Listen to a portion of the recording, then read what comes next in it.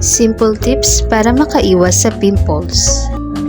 Iwasan ang mga pagkaing mataas ang glycemic index o iyong matatamis at labis ang content ng asukal.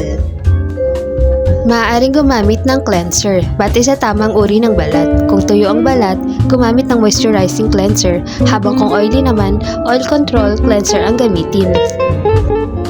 Kumain ng masusustansyang pagkain na sariwa at bagong luto. Umiwas sa mga junk food at processed food. Iwasang magpuyat at matulog ng may sapat na haba ng oras. Ugaliing uminom ng 8 baso ng tubig kada araw at umiwas sa stress. Panatilihing malinis ang muka at iba pang bahagi ng katawan.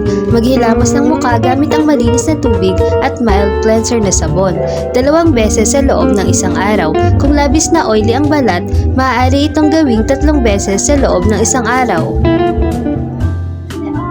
Tandaan, mas makakabuting kumonsulta sa doktor kapag ang pimples ay hindi nawawala at pabalik-balik upang mabigyan ng karampatang gamot at hindi na lumala pa. Like, share, and follow.